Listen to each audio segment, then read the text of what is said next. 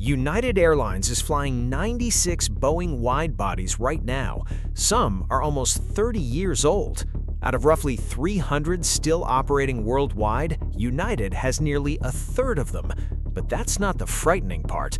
The frightening part is that United has known for 17 years that these planes need to be replaced. It ordered the replacement, paid millions of dollars up front to secure it, and waited. 17 years later, 0 aircraft delivered. Not one. Then, in December 2025, something happened behind closed doors that destroyed the entire plan. Contracts were terminated, accusations flew in both directions, and the replacement that was supposed to arrive vanished from United's books overnight. So how did the airline that literally helped design the most successful widebody ever built end up trapped, flying 30-year-old jets with no way out? That's exactly what we're about to uncover, and what it reveals is one of the most complicated traps in the history of American aviation. We just hit 30,000 subscribers. Thank you all so much, and don't forget to subscribe for more aviation videos. To understand the trap, we need to go back to October 1990. The American airline industry was emerging from a recession. United needed an aircraft to replace its aging DC-10s. It had 2 options on the table: wait for McDonnell Douglas's MD-11 or bet on Boeing's new 777, which was still just a concept on paper. United chose the riskier path. It placed an order for 34 aircraft, and it demanded something unprecedented: a seat at the design table. United's engineers worked directly with Boeing, defining cabin width, galley configuration, range, and fuel economy per seat. It was what Boeing called working together, and it worked.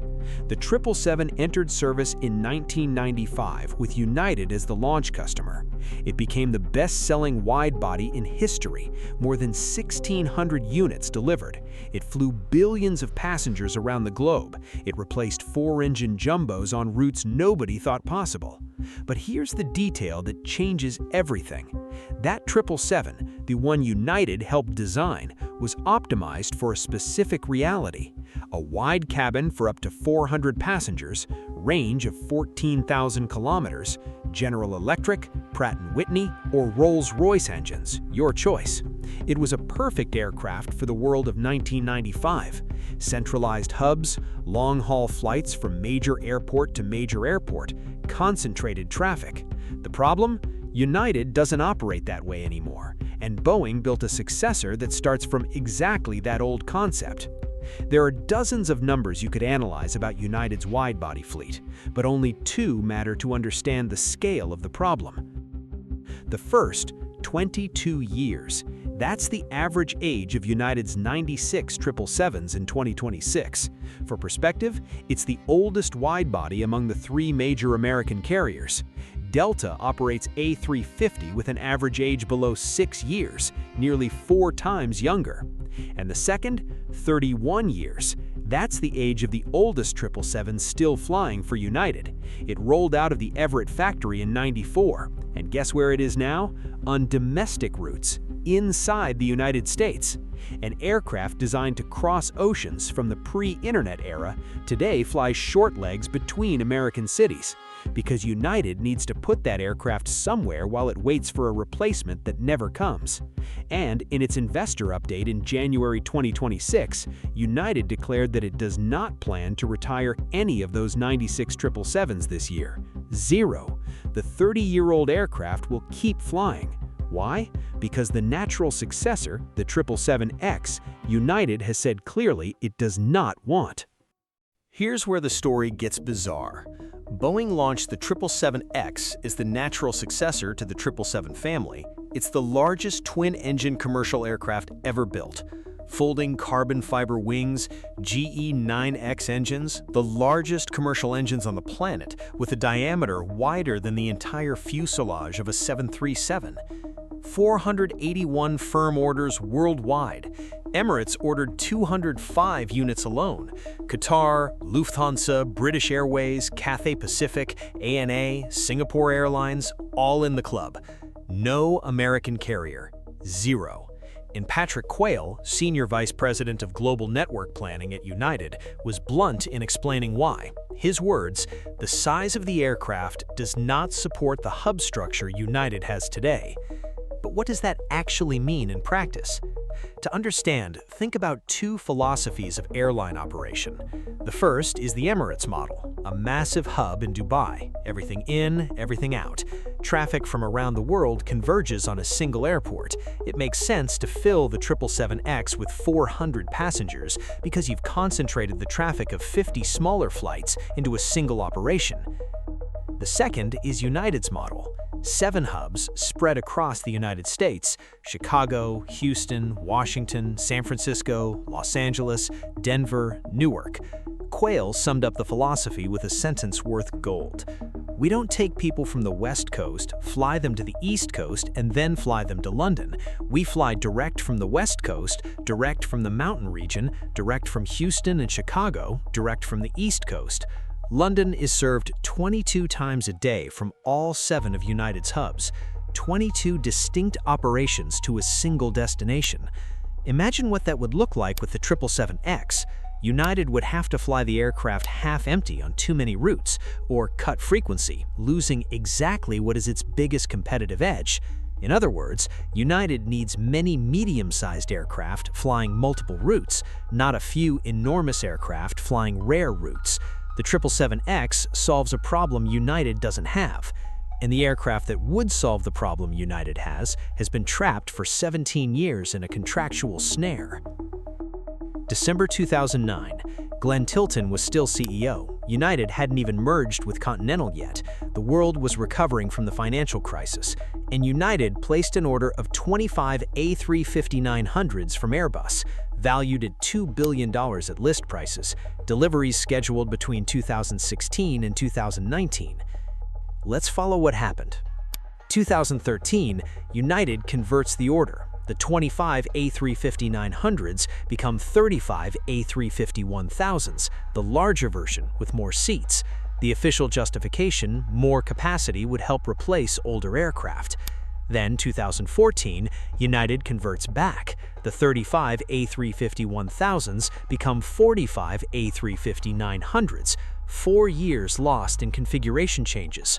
2017, and here's the detail that will explode later. United pays $175 million to Rolls-Royce, an advance payment to secure the Trent XWB engines. Now pay attention to what comes next. 2019, delivery promised, didn't happen.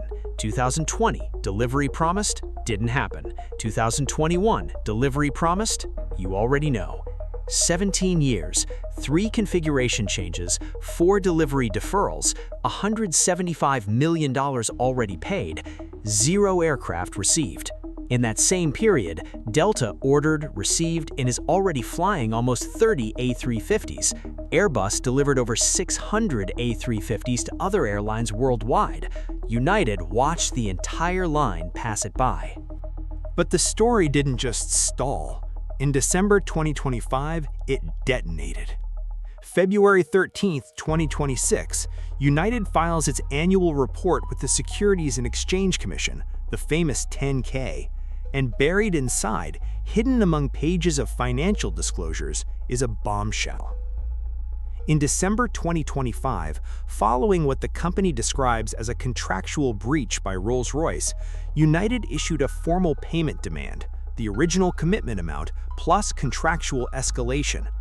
Rolls-Royce did not pay. In response, it unilaterally terminated all contracts and threw the accusation back, alleging that it was United who breached the agreement. United wants the $175 million back, plus interest, plus damages. Rolls-Royce says it owes nothing, and here's the technical detail that changes everything. The Trent XWB engines are the only power plant available for the A350. Unlike the Dreamliner, where United can choose between General Electric GE-NX and Rolls-Royce Trent 1000, the A350 offers no such flexibility. No Rolls-Royce engine, no aircraft, period.